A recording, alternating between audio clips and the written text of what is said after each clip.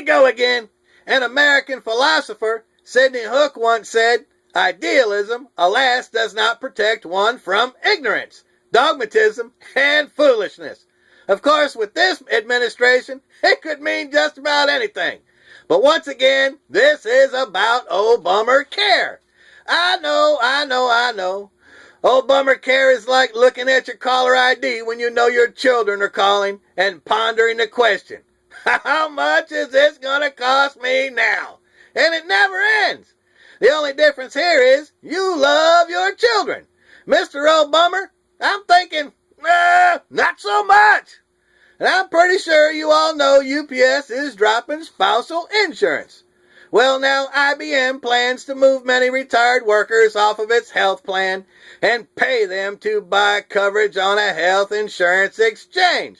110,000 retirees dumped into Obamacare. UPS and IBM are two of the largest companies in this country. I don't have to tell you. And if they cannot absorb the cost of this monstrosity, small businesses cannot either.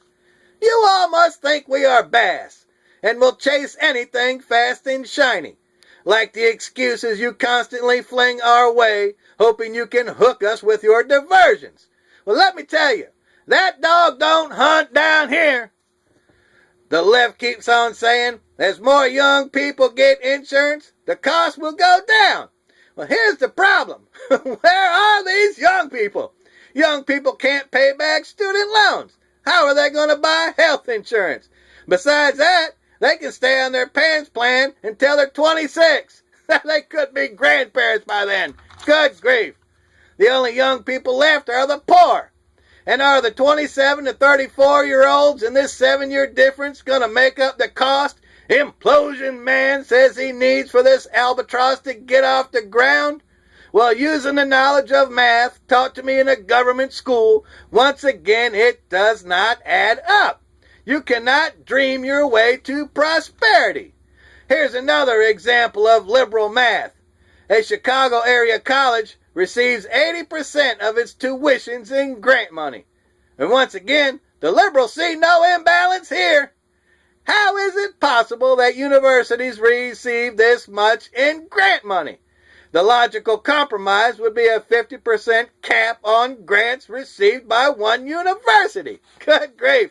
But liberals in logic, woo, and polar opposites. Good grief. And did you see Jimmy Fallon and Justin Timberlake making fun of end zone dances last week? What's interesting to me is when they both showed their middle finger after their hands reached their heads. And I have a question. Who were they flipping off?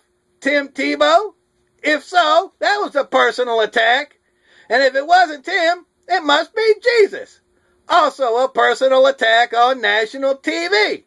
And you can't wear a mask of Implosion Man, but you can give a middle finger to Christians on American television.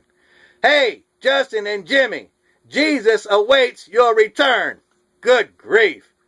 And now to a segment I call, The Government Thinks You All Are Morons. ABC News reported on Friday that the FBI will close for 10 days due to sequestration. Good grief. Oh my. And while the government props up Wall Street and hides the true unemployment numbers in a shell game, another plant is closing, and approximately 2,000 jobs along with it, in about 10 counties in 2 states. Thank you, Implosion Man. Who lies like a rug about the hole that he dug? Implosion Man. Wouldn't go anywhere if he paid his own fare. Implosion Man.